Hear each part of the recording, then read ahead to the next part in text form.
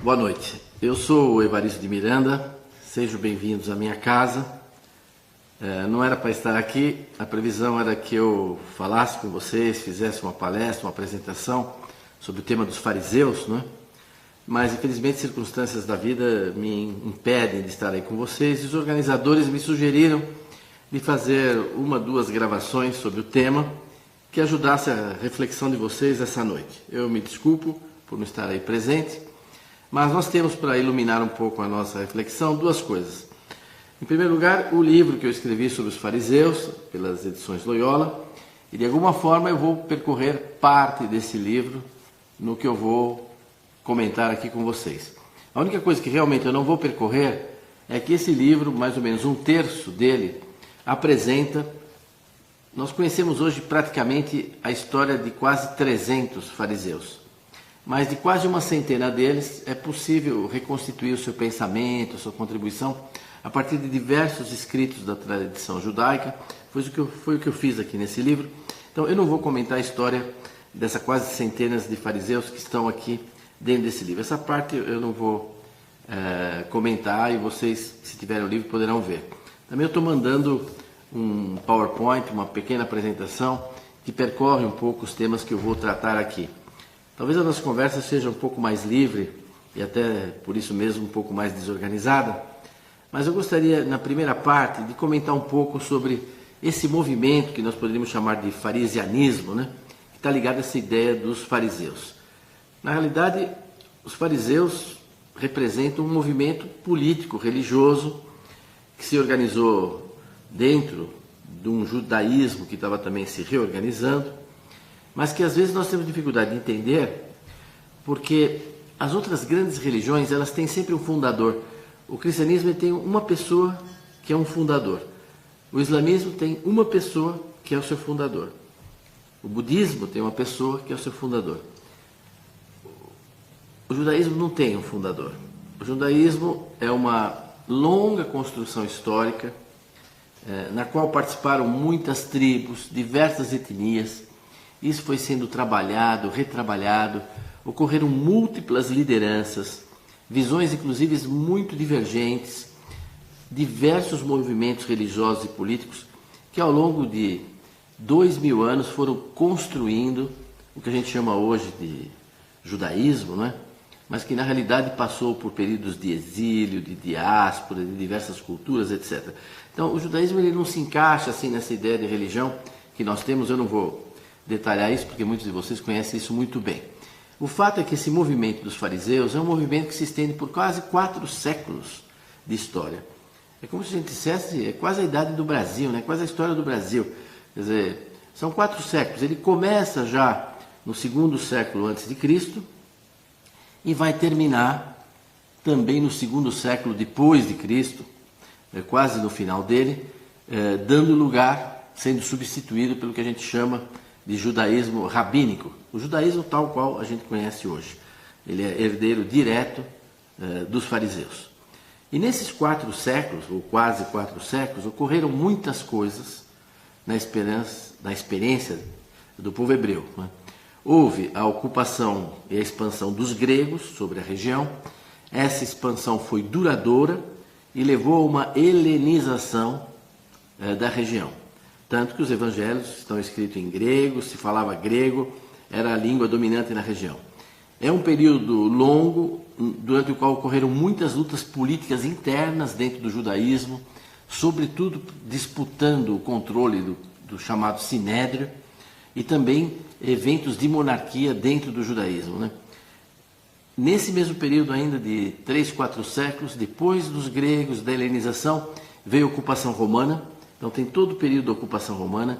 Depois da ocupação nós temos o período da Pax Romana, que é o período em que proliferou, começou a se expandir o cristianismo. Durante a Pax Romana aconteceram revoltas e houve uma proliferação de movimentos minoritários, políticos, e ao mesmo tempo o aparecimento de muitas seitas radicais, messiânicas, dentro do judaísmo. É o período em que ocorrem revoltas importantes, verdadeiras guerras contra o Império Romano, sobretudo a revolta da qual participa o Abi Hakiva, e liderada pelo Bar Kokhba, não é? Isso levou, no final, à destruição do Templo de Jerusalém, não é? A transformação de Jerusalém numa vila romana, né? Na Aelia Capitolia, e numa perseguição e massacre dos judeus muito grandes, massacres genocidas. É nesse período também que nasce Jesus de Nazaré. É nesse período que vão se constituir as primeiras comunidades que eram judeu-cristãs e que depois vão desaparecer progressivamente e dar lugar ao cristianismo, não é? A essa nova religião, vamos dizer assim, e um período em que eles vão viver, também no judaísmo, diversas lideranças não hegemônicas, até no final do farisianismo. Então, não é qualquer período da história, quer dizer, são 4 séculos onde ocorreram todas essas coisas. Nesse meu livro eu trago isso mais detalhadamente, assim, até onde se pode ser detalhado, uma coisa que é resumida, mas mais ou menos o que ocorreu ao longo de todo esse período, né? Então, essa é a primeira coisa. O farisianismo é um evento político, religioso, que ocorre durante um tempo relativamente dilatado, né? Os fariseus, eles vão ter, no final desse período, um papel essencial na reorganização do judaísmo, no judaísmo pós-templo, após a destruição do templo, e que é o judaísmo que nós conhecemos hoje, vamos dizer assim, né? A base do judaísmo que nós conhecemos hoje, que vai ser o papel desempenhado por Zaccae, né? E pela academia, como se diz, pela reestruturação dessa academia, que estava organizada na cidade de Yavne, né? De Jâmia, e que vai ser um movimento centrado na defesa da identidade cultural e religiosa, não é? Onde o templo não será mais central e, pelo contrário, o que será central será a Torá, não é? A defesa da Torá, dessa identidade cultural e religiosa. É uma fase difícil depois da destruição do templo, em que os judeus estão acuados, estão na defensiva, e aí eles tomam uma série de decisões que levam à supressão das minorias sectárias dentro do judaísmo, e isso acaba por levar à expulsão dos nazoreus, né, dos nazarenos, do que seguiam Jesus, os nazarenos, e que acabam sendo expulsos do templo, das sinagogas, e ao mesmo tempo são comunidades que vão ficar afastadas desse cristianismo nascente e, sobretudo, afastadas do ambiente redacional dos evangelhos até, né? Mas a gente sabe que eles existiram, foram importantes. Eusébio, né, o historiador da igreja, sinaliza que os bispos de Jerusalém eram hebreus de antiga raiz, da família de Jesus, né, como Tiago. Eles vão sistematizar o Tanakh, a Bíblia judaica, vamos dizer assim, os livros que vão compor essa Bíblia, vão tirar dos escritos sagrados, com uma série de critérios, determinados livros, né? Eles vão sistematizar essa oração famosa das 18 bênçãos, né? O Shmone Esrei, na qual, na 12ª oração, são condenados os minim, quer dizer, os sectários, e aí dentro os cristãos, né? As grandes diferenças com essa comunidade final de reestruturação do judaísmo a partir dos fariseus, com o cristianismo, não é tanto a questão, muita gente imagina que o Messias, a gente acreditava no Messias, Jesus é o Messias, eles não acreditavam ainda no Messias. Não, havia duas grandes conflitos, né, com as comunidades cristãs, né?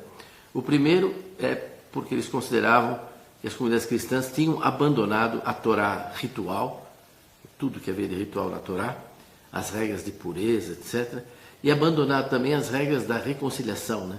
As regras pela qual se torna filho de Deus, que estavam ligadas à circuncisão, e pelo contrário, adotado uma série de outros ritos, entre outros, a Eucaristia, em que o sacrifício do Cordeiro é substituído por Jesus, pela morte de Jesus, etc., né? Agora, nesse mesmo período que vai encerrando essa fase do farisianismo, é que começa a emergir uma nova literatura, né, na região, que são os evangelhos, né? Num grego bastante ríspido, né? Provavelmente em Roma, Marcos redige o primeiro evangelho. Quer dizer, hoje a gente está acostumado a ver surgir igreja em tudo quanto é lugar a partir da Bíblia, né? E as pessoas fundam igrejas a partir da Bíblia e dos evangelhos. Mas os evangelhos não fundaram nenhuma igreja. As igrejas já existiam, a igreja já existia, os cristãos já existiam. Os evangelhos não fundaram o cristianismo, foi o cristianismo que escreveu os evangelhos, né? Ele já existia. Isso começa com Marcos, essa nova literatura dos evangelhos, e ao mesmo tempo, em paralelo, um fariseu chamado Paulo, né, com as suas cartas, sistematiza mesmo a perspectiva cristã, e aí traz até o que a gente trata, às vezes, Paulo como o verdadeiro fundador, né, do cristianismo. Queria dizer também, para concluir essa passagem histórica, que o cristianismo e o judaísmo, tanto o judaísmo não se consolidou e nem o cristianismo se expandiu nos vazios de um Império Romano decadente. Muita gente imagina que o Império Romano estava decadente e nessa decadência do Império Romano o cristianismo se expandiu e o judaísmo nascente, né, o judaísmo rabínico, ele se consolidou. Não, não é verdade. Nós estávamos em plena Pax Romana. É o melhor período do Império Romano. Era o melhor mundo que os romanos conseguiram criar na sua melhor forma nessa época. O cristianismo, quando a gente olha as comunidades cristãs, elas correspondem à rede de sinagogas, não é? Paulo ia de sinagoga em sinagoga, não é? As comunidades cristãs estão ligadas a isso. Era possível viajar, havia riqueza econômica, havia fartura, havia condições mesmo, não é? De comércio, meios de comunicação, estradas, navegação, segurança, não é? E mesmo assim é um período também muito marcado por diferenças etnocêntricas entre os judeus e os cristãos, e sobretudo os próprios cristãos, que os pagãos já viviam essas diferenças. Mas o êxito, o sucesso do cristianismo, eu acho que se deve à sua literatura. Isso também é uma herança dos fariseus, como nós vamos ver na segunda parte. Então, sob a árvore do farisianismo, né, nasceu a árvore do cristianismo, né? Herdeira disso, né? Os fariseus sempre tiveram, não é, como perspectiva a reflexão, o pensamento, a discussão, a interpretação da Torá. A palavra fariseu, ou fariseus, perush, perushim, significa textualmente em hebraico separados, ou separadores. Mas isso interpretado no sentido de intérprete, de comentador, daquele que separa, aquele que distingue, aquele que é capaz de distinguir o que está certo, o que está errado, de expor a lei. Sobretudo em partes em que a lei não era muito evidente, né? Por isso eles vão construir, ao longo de um século, 2 séculos, a chamada Torá oral, que é a interpretação da lei, e que vai dar origem ao Talmud. Eu não sei, eu vou terminar aqui com uma historinha. Vocês devem talvez estar familiarizados, não sei, nos estudos com o Talmud, mas não sei se alguém já viu uma página de Talmud, mas o Talmud, ele é assim uma espécie de hipertexto, né, que tem séculos, mas é uma espécie de hipertexto. Você pega uma página do Talmud e lá no centro tem uma frase da Bíblia, por exemplo: Deus deu a terra de Canaã aos hebreus, e está lá citada.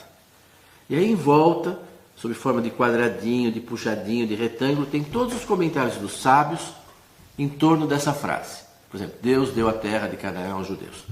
Então, um desses sábios da tradição dos fariseus vai dizer, ou seja, se alguém disser que quando nós chegamos em Canaã já tinha gente e que nós tomamos a terra deles, nós não somos um povo de ladrão, não. Nós não somos ladrões, porque a terra pertence a Deus. E se Deus deu para nós, bom, ela é nossa, nós não somos ladrões. Aí você vai ler outro comentário do outro sábio, ele fala: não, nada disso, é o contrário. Se Deus deu, ele tira. E aí ele tirou desse povo, porque ele não merece, e nunca mais ele vai ter essa terra.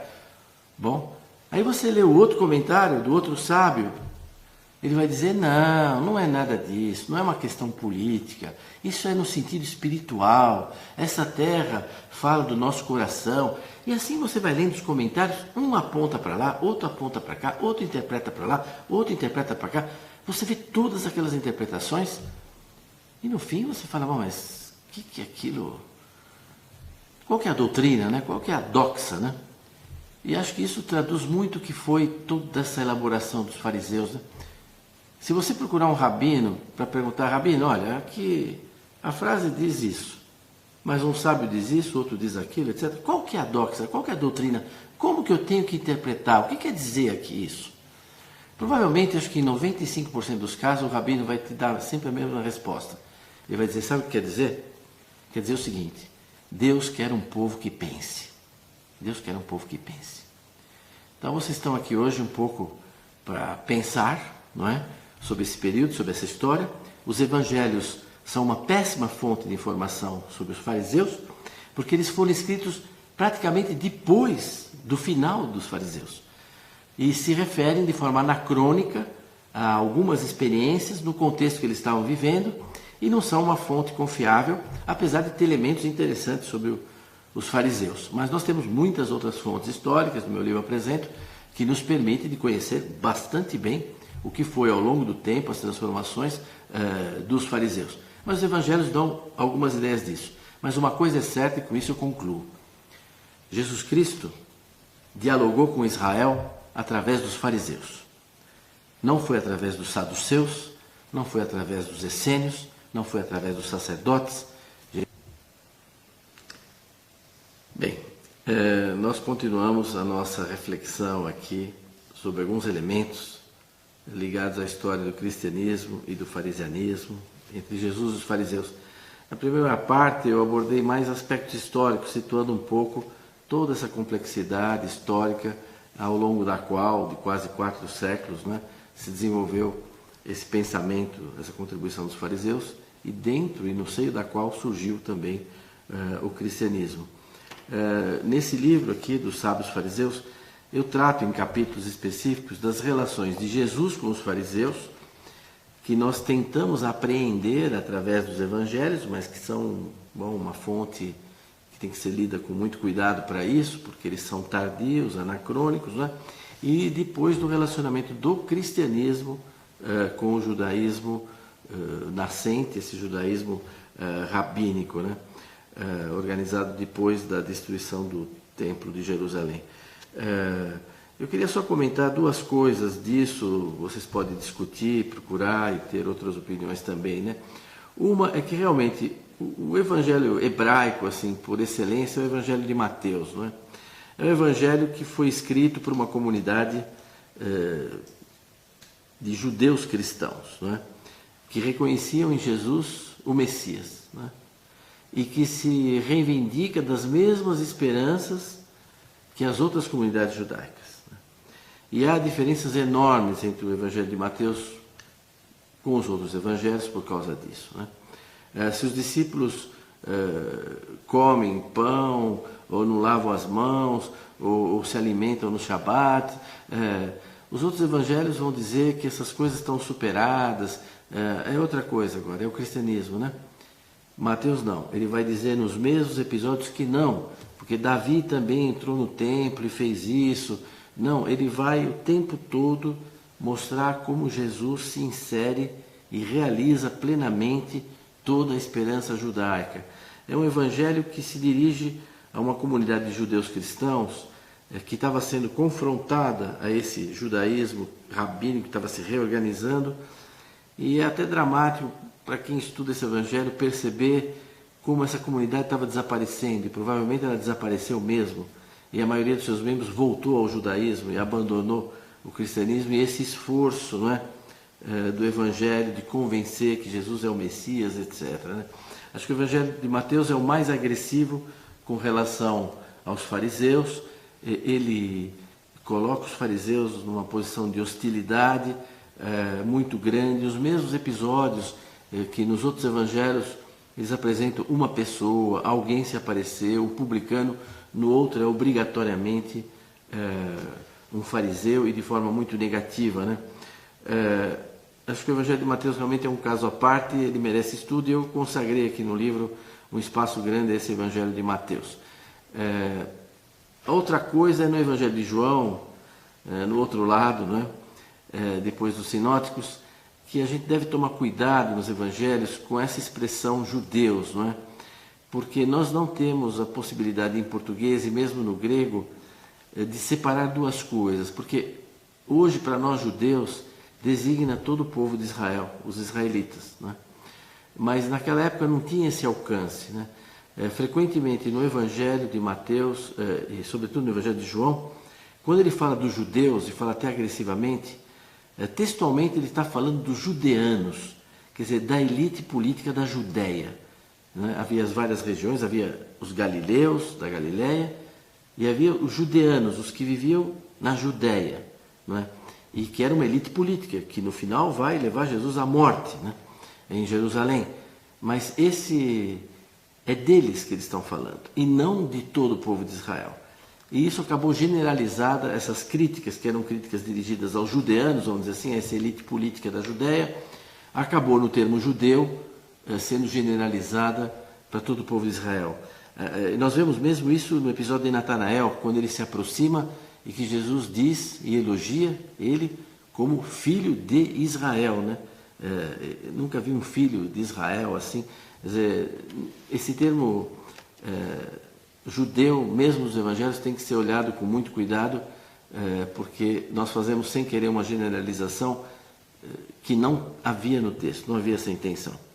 Agora, voltando para os fariseus, assim como eu dizia que o cristianismo, o sucesso do cristianismo é o êxito do cristianismo, é a sua literatura, também o grande fruto do farisianismo é a literatura farisaica e rabínica que se seguiu.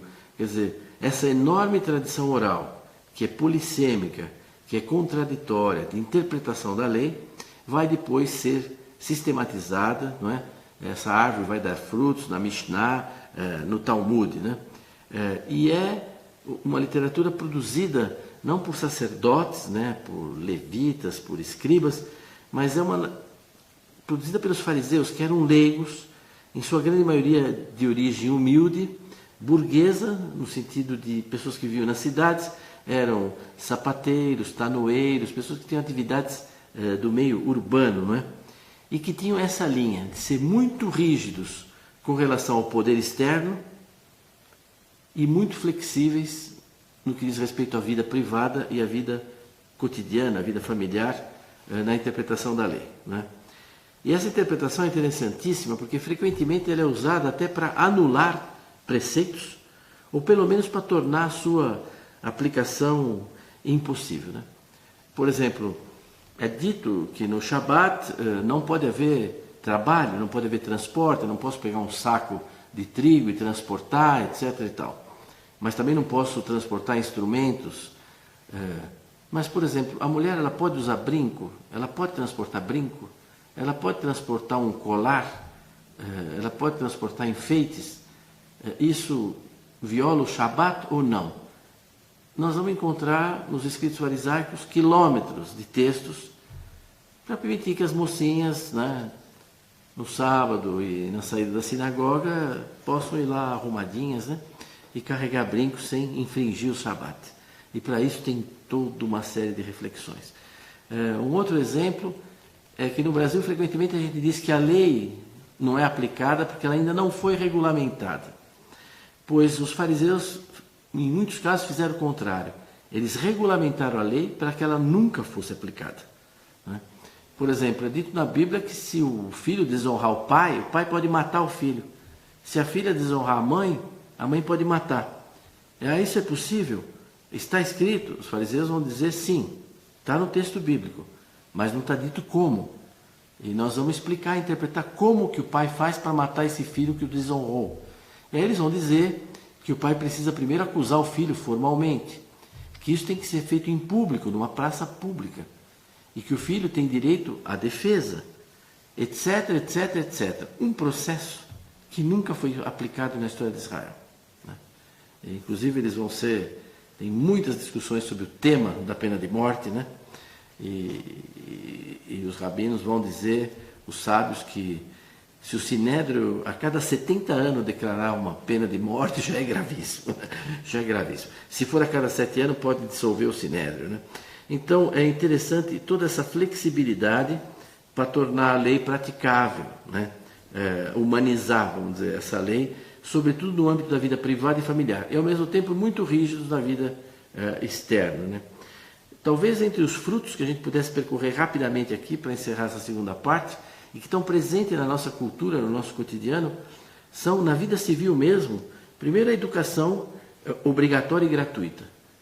Os fariseus, inclusive quando estiveram no poder, governando mesmo, eles instituíram a educação obrigatória e gratuita para os meninos de 5 a 13 anos, e onde tinha uma sinagoga, tinha uma escola, e depois eles iam para academias. Então, quem quiser investigar sobre isso, olhar no meu livro, discutir, nós temos essa herança que vem lá de longe, não é? Da educação obrigatória e gratuita, em termos muito interessantes, inclusive, de uma educação muito aberta, muito polissêmica, proposta e desenvolvida pelos fariseus. Outro tema que nos é muito caro, mas que vem dos fariseus, é a temática da pobreza, da justiça e da caridade, né? da tzedakah, né? O quanto nós temos que levar o nosso olhar para os pobres. Quer dizer, as pessoas desviam o olhar dos pobres, mas a fé, a religião, a espiritualidade deve levar as pessoas a olhar, dirigir o seu olhar para os pobres, para a pobreza, toda a temática do pão. É gozado que entre um grande sábio fariseu, que foi Hillel, né, e Jesus, nós vamos encontrar frases muito parecidas, né, no tocante ao pão nosso de cada dia, né?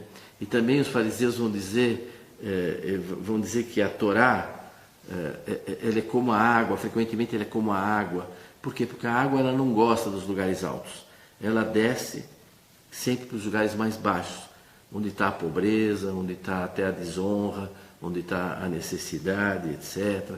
Vai dizer que o vinho, o mel, o azeite são guardados em recipientes muito simples, muito pobres, vamos dizer assim, né? A riqueza da reflexão sobre a pobreza, a tzedakah, o dever da caridade, é enorme, né?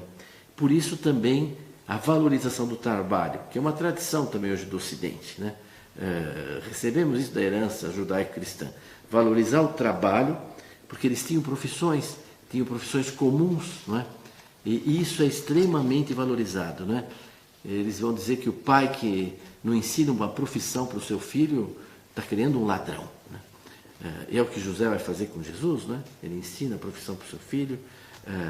Então a criança é educada pela mãe nos preceitos da Torá, depois pelo pai, que também ensina uma profissão a eles, né? É interessante todo o desenvolvimento da legislação criminal que os fariseus desenvolveram, de como levar alguém a julgamento. E ele diz que a lei tem que levar em conta as pessoas, no sentido amplo do termo. Considerar como é que as pessoas são, com as suas debilidades, com as suas fraquezas, as testemunhas que têm que ser ouvidas de forma separada, o direito de defesa, a gravidade do falso testemunho, né? E o tema da pena de morte, que é muito discutido e sobre o qual nós já evocamos aqui. A ética do próximo é uma das coisas mais profundas de toda a tradição dos fariseus. Essa klal gadol, né? Essa regra de amar o próximo como a si mesmo, ou até, melhor dito, amar o próximo como um outro ti mesmo, não vale só para as pessoas, vale para tudo, para toda a criação, né? O Rabi Meir ele vai dizer que um não-judeu que segue a Torá é semelhante a um sumo sacerdote, né? E essa ética do amor ao próximo, enfim, vai abranger mesmo toda a criação, né? Na área religiosa, nós herdamos toda a temática da santidade, que está ligada ao tema da humildade, não é? E eles se recusavam esse título de rabi, os rabanutas, não, o lugar da santidade é o lar e a família, né? E isso está na tradição judaica, e por isso mesmo a família é fundamental, o respeito, os filhos. O tema do perdão também é muito forte no judaísmo, a gente vai ver o quanto o cristianismo herdou isso, né? O tema do perdão, da misericórdia, do arrependimento, da teshuvá, né? O Yom Kippur, não é? É tão bonito um trecho da tradição que diz que quando os hebreus conseguiram atravessar o Mar Vermelho e estavam a salvos do outro lado, eles quiseram cantar um Halel, um hino de glória, né? Mas Deus proibiu. Deus diz a ele: como que eu vou aceitar um canto de alegria de vocês se meus outros filhos, os egípcios, jazem mortos, né? sob as águas do mar, né? Não é lugar de cantar essa alegria, né? Tem toda a temática do saber, da sabedoria, que é interessante, muito bem desenvolvida. E nós temos aí os temas religiosos, né? O tema da fé religiosa mesmo, que vai entrar primeiro com a sinagoga mesmo, quer dizer que você discutia a palavra de Deus, interpretava os textos, né, nesses locais, e com a destruição do templo vai ser realmente o local de referência, e é até hoje, do judaísmo rabínico, né? Mas talvez dos temas que nós herdamos fortemente no cristianismo, que às vezes as pessoas desconhecem, é como eles valorizavam a justiça divina, né?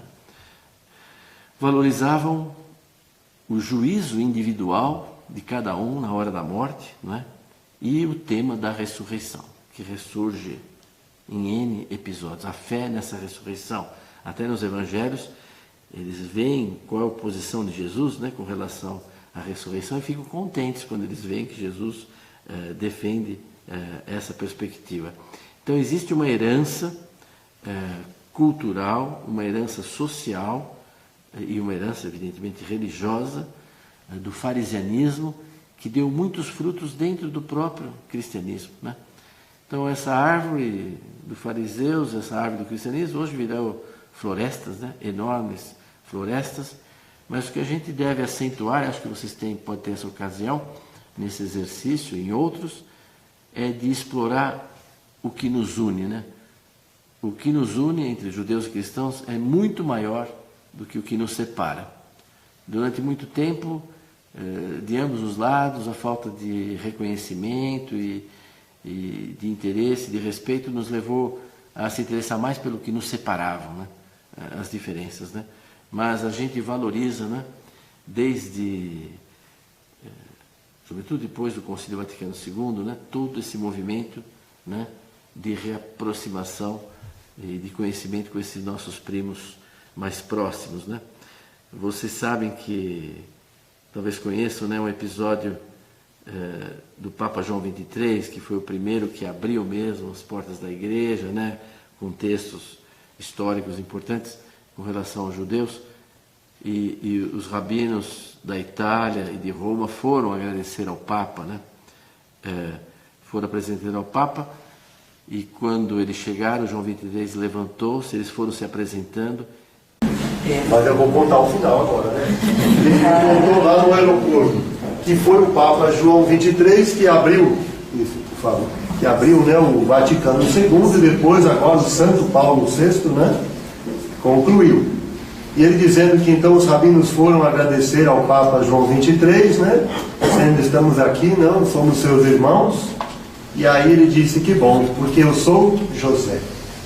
Lembra da história do final do livro do Gênesis, não? Em que José acolhe todos os seus irmãos, não?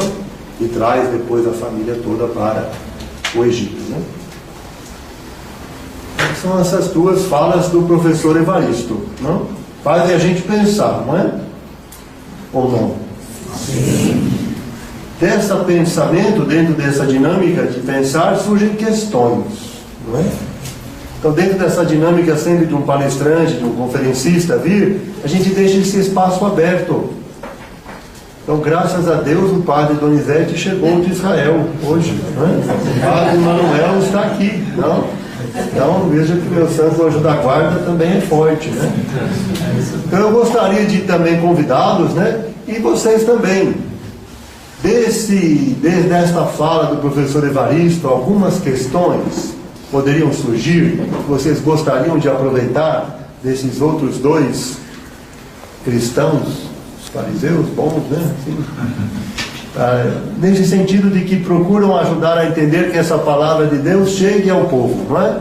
O Centro Cristão de Estudos Judaicos é dentro desse movimento, não é? De fazer com que esta palavra chegue até nós, não é? Alguma pergunta? Se pudermos ser bem objetivos, não é? Tá bom? Não é horário de fazer a propaganda política, não é horário de fazer a reflexão de onde nasceu, não é? Sermos assim bem objetivo.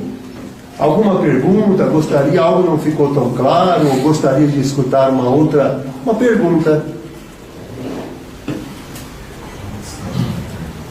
Eu gostaria de entender mencionar uma visita que eu fiz ao Vaticano, e eu sabia que tem o lugar onde realmente a igreja foi construída, o túmulo de Pedro. E se descobriu arqueologicamente que realmente também os restos mortais poderiam ser dele, porque corresponde a uma descrição física de um homem, de um pescador e tal. E é complicado ir lá nessa gruta, porque você tem que se inscrever com muita antecedência, porque é muito difícil, tem muita gente que quer ir. E eu estava inscrita, e eles depois chamaram o nome, mas só pode ser que língua. Eu falei, olha, não importa a língua, eu quero ver o lugar. Aí depois me chamaram a senhora que sabe todas as línguas. Eu falei, não, de jeito nenhum, mas eu queria ver o lugar apenas. E também é interessante que o lugar, o túmulo do João 23 é o único que está sempre cheio de flores. Então me explicaram que realmente tem muita gente que visita esse túmulo. Ele, como núncio apostólico na Turquia também, ele favoreceu muitos passaportes, muitíssimos, né? Para né, a saída dos judeus, né? Da Europa, né? Então é alguém muito querido desde já. Alguma pergunta com relação aos fariseus, né? Temos aqui o livro, não? Que ele citou, né? E a Livraria Loyola deixou alguns exemplares, temos outros livros ali perto da secretaria. Aproveitem, né? Esta oportunidade. Alguma pergunta? Este é o momento. Pois não. Se puder falar alto, o pessoal também escutar. O professor, na sua explicação, desculpe, ele fala que há uma pluralidade de interpretações das escrituras, né, na Torá. Como que o judeu hoje vê essa interpretação? Não pode ter confusões dentro desse tipo de raciocínio?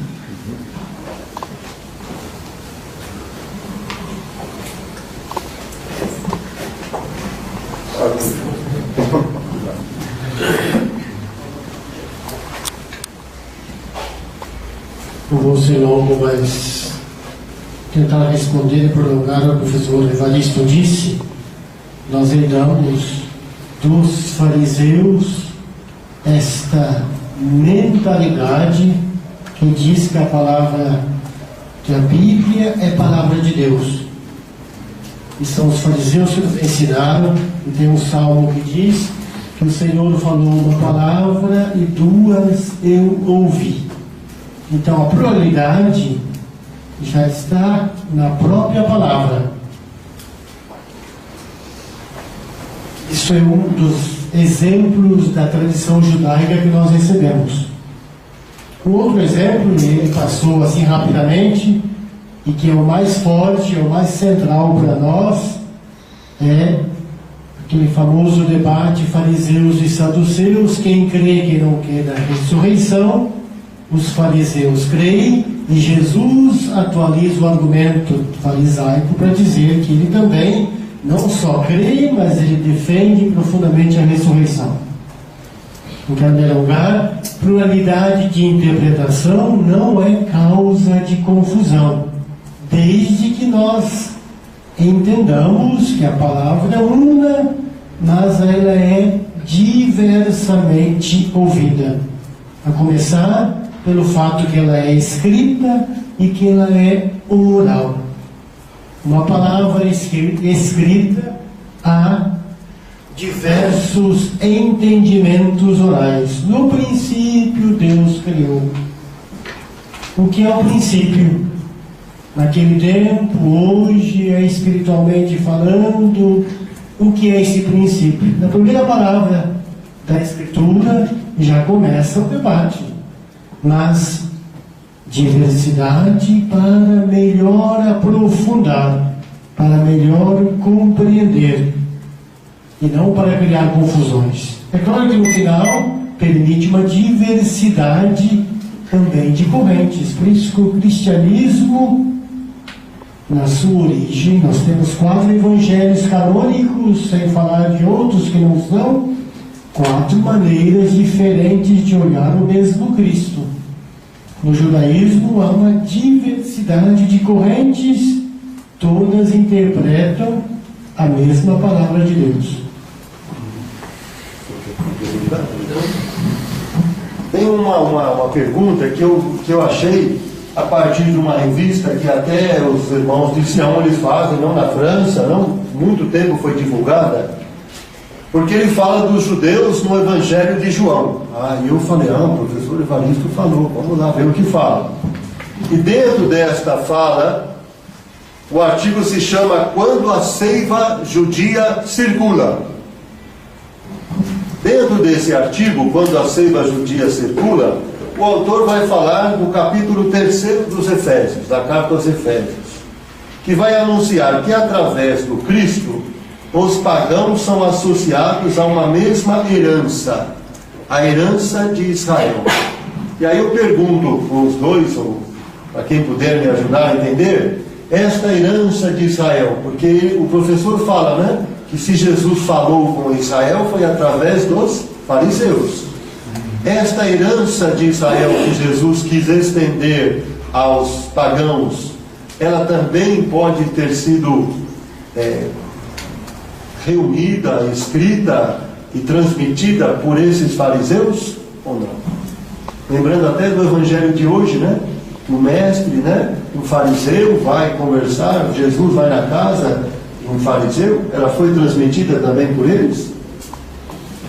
Sim, sem dúvida. Eu diria que Jesus partilha da mesma mentalidade farisaica que o precedeu e na qual ele viveu. Não é à toa que há diversas conversas e ele é chamado mestre, bom mestre, rabi e assim por diante. São termos, digamos, farisaicos, de quem de fato lida, conhece e reconhece nele pelo menos mestre. Jesus, ele é, digamos, muito próximo dos fariseus. Não quero dizer que tudo aquilo que ele ensinou é dos fariseus, mas ele partilha deste mundo. A respeito do título Judeus, que o padre Fernando se referiu, e o professor Evaristo também falou, de fato foi publicado nessa revista, é um artigo, se não me engano, de 2006. Se nós pegarmos o Evangelho de João, que foi escrito em grego, judeu, os judeus no plural em grego é Iudaioi. Só tem essa palavra 19 vezes no Evangelho. O problema é que nós colocamos tudo no mesmo saco e a cada vez que falamos de judeus, como disse bem o professor Evaristo, pensamos no povo, nos judeus, generalizando. Ora, desses 19 empregos no Evangelho de São João, a cada vez tem um sentido muito restritivo. Como ele disse, pode significar os habitantes da Judéia, os judeanos, pode significar algumas autoridades dos judeus, pode significar alguns judeus de tal lugar e assim por diante. Percebe a dificuldade quando nós generalizamos o risco que isto nos conduz. Eu quero terminar, já que o padre Fernando falava de João 23, diversos judeus foram falar com ele, de modo particular, esse judeu francês que era professor, e vocês sabem disto, professor das escolas na França, Jules Isaac. Um pouco antes do início do concílio, esse Jules Isaac, que tinha escrito um livro chamado do ensino do desprezo ao ensino da estima, ele foi ao Vaticano, encontrou-se com João 23, falaram sobre o livro e saindo, ele pergunta a este Papa, será que nós podemos esperar alguma coisa desse concílio que o Senhor vai convocar? E a resposta de João 23 foi: você tem direito a mais do que uma espera. O que veio depois nós sabemos, é o Vaticano II, esta mudança com o concílio, de modo particular com este documento que nos interessa e que é, digamos, a razão de ser deste centro de estudos, o parágrafo número 4 da Declaração Nostra Aetate. Mais alguma pergunta? Por gentileza, Jesus pregou na sinagoga, São Paulo também pregava nas sinagogas. O cristianismo, os primeiros cristãos eram os judeus cristãos. O cristianismo nasce no seio do judaísmo. Mas em algum momento vai haver essa separação. E vai haver uma separação, de certa forma, violenta, que está lá na raiz do antissemitismo. Eu pergunto se nesses momentos primitivos que houve essa separação, se começaram também a pesar as razões políticas e de disputa. Como é que se operou essa separação que vai gerar o discurso de São João Crisóstomo e outros textos que vão dar origem a uma separação violenta e que vai fazer descer na humanidade a sombra do antissemitismo por longos e longos séculos.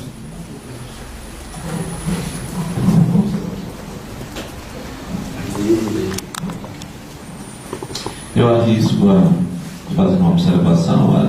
Eu trabalhei esse tema nas relações judeu-cristã. Era um curso também que o professor Raimundo que está aqui assumiu. E a gente percebe que no começo, primeiro há uma harmonia muito boa no começo entre nas relações entre judaísmo e cristianismo.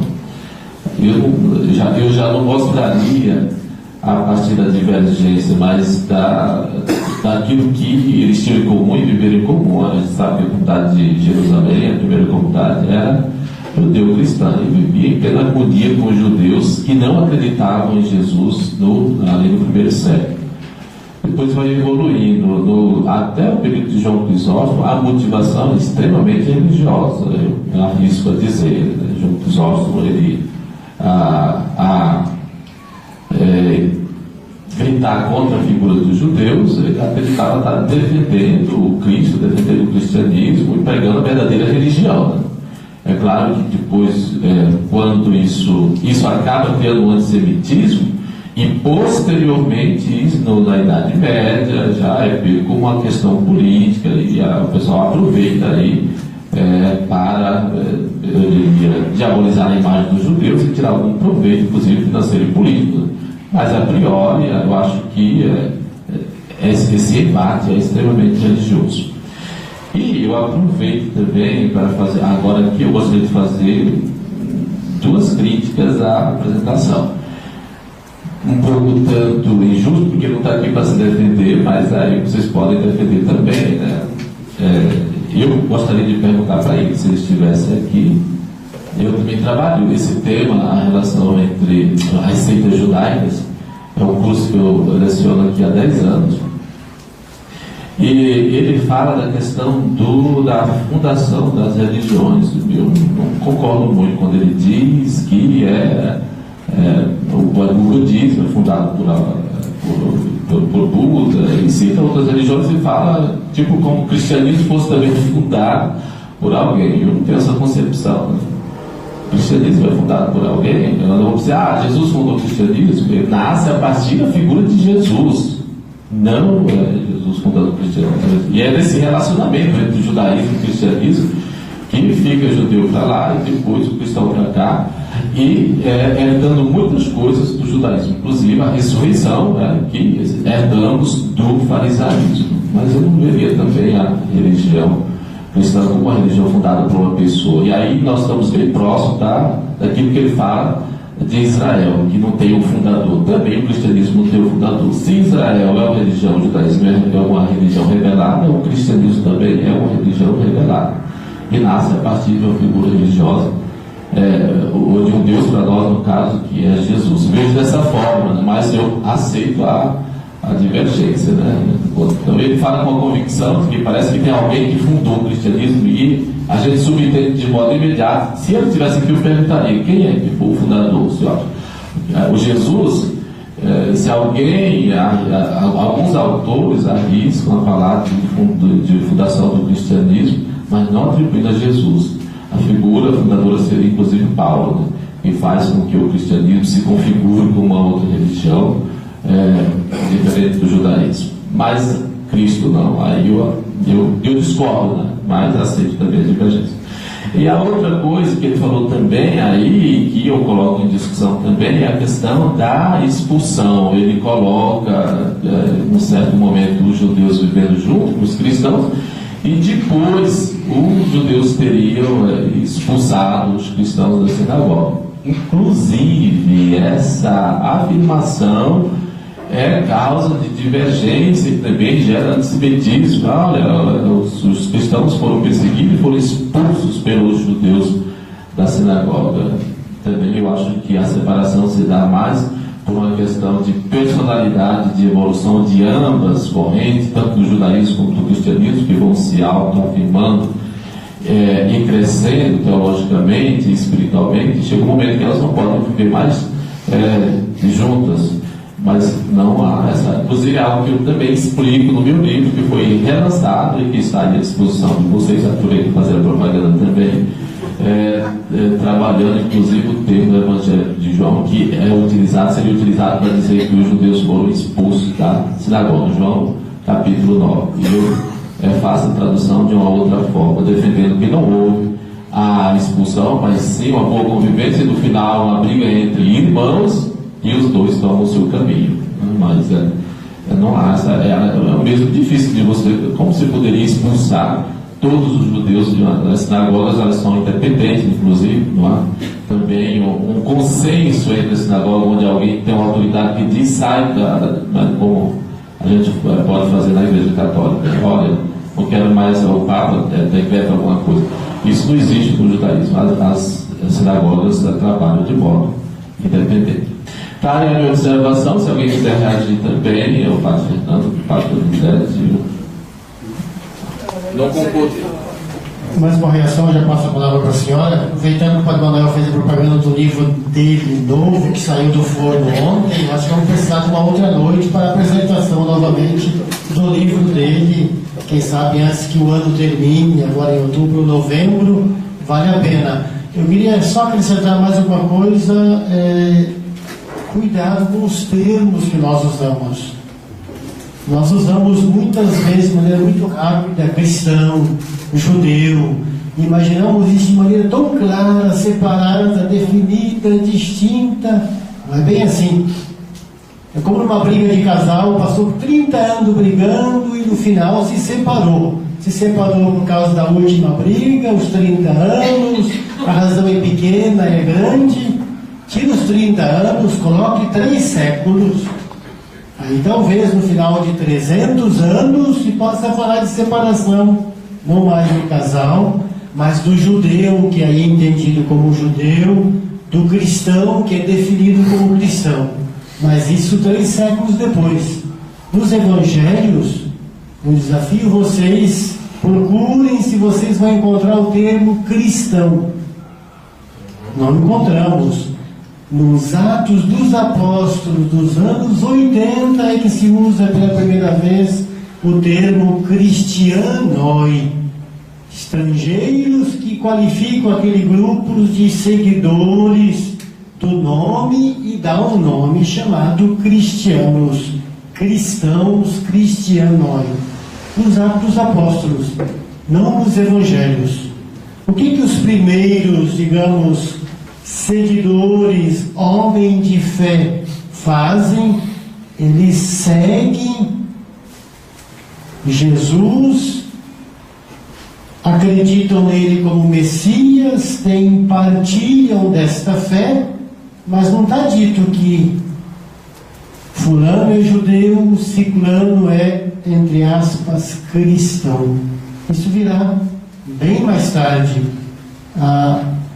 Digamos, estamos pouco a pouco criando, fundamentando. E os evangelhos, antes de tudo, são o que? São testemunhas. São, digamos, confissões daqueles que experimentaram a vida com Jesus, testemunho deles. Não temos essa divisão ainda. Quando começa a ter, e o professor Evaristo falava, sobretudo do Evangelho de Mateus, é de maneira muito precisa sobre algumas situações, não é sobre tudo. Sobre tudo estamos de acordo, mas para algumas situações particulares, algumas práticas, começam as divergências. Eu gostaria de lembrar agora a questão que era muito discutida, a questão de filho de Deus.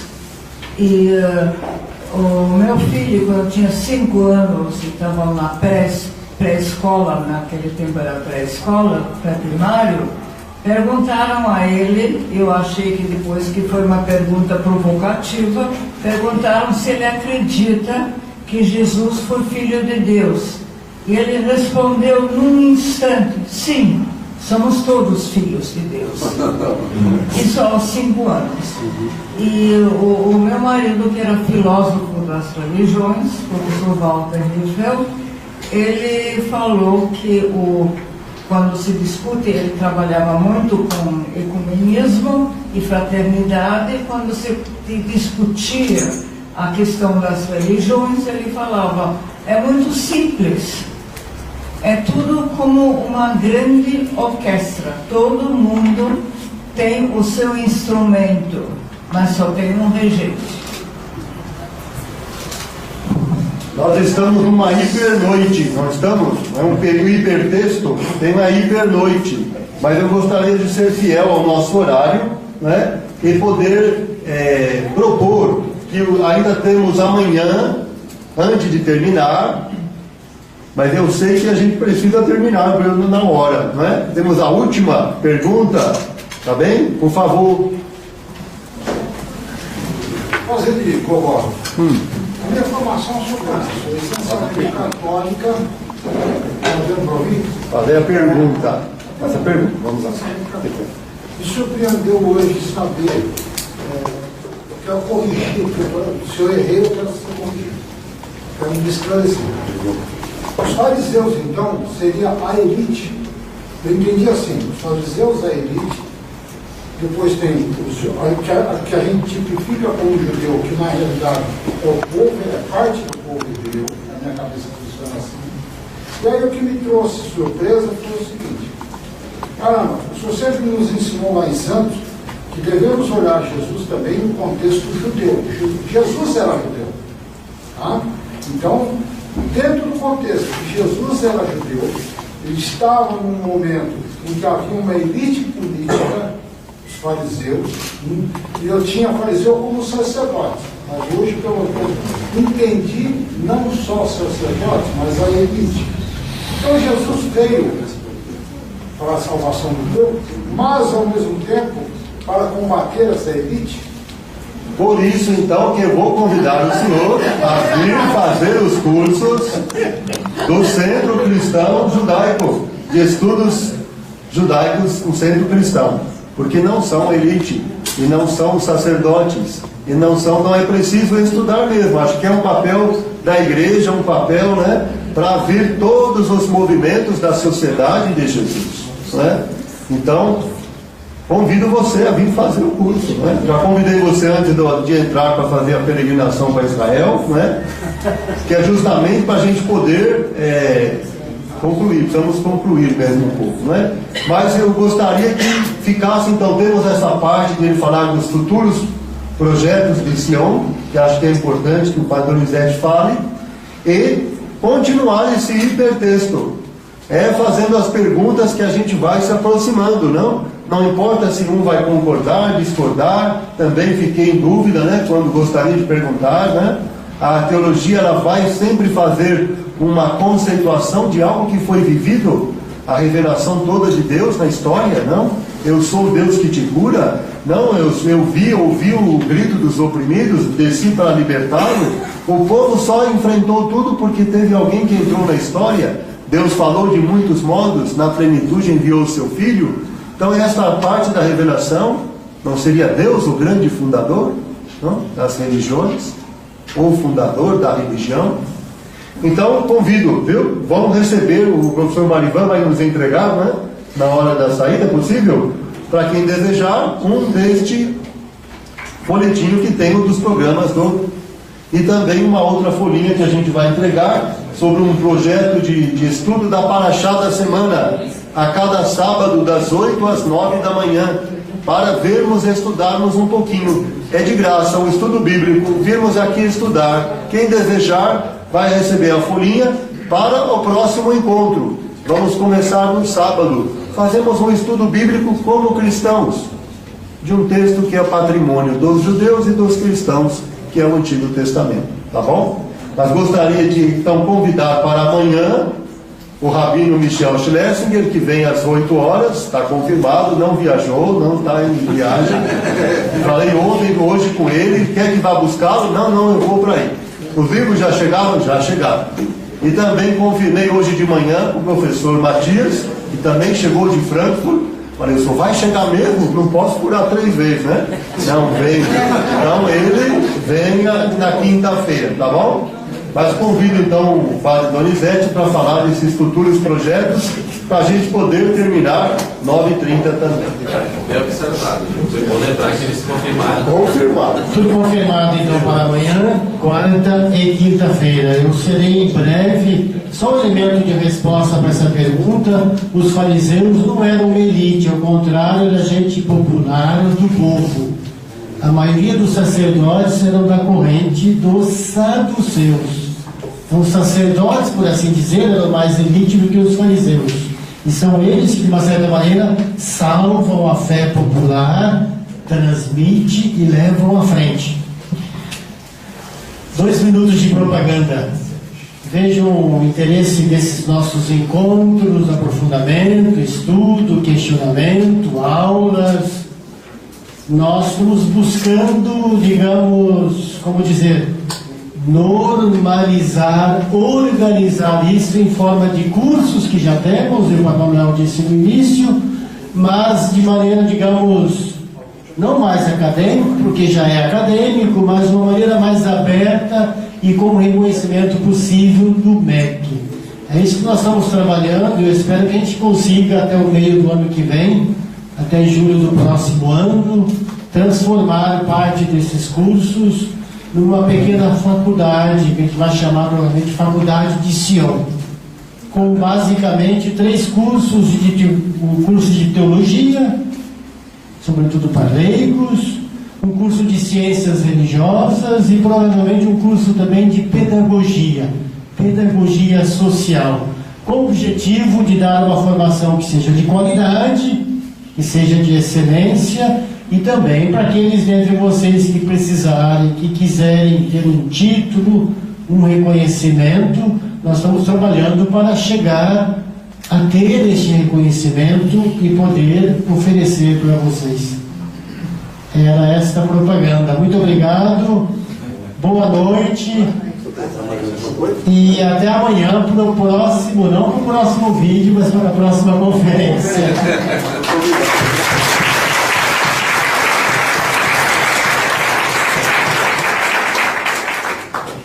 Então passem na lojinha para ver os livros, ok?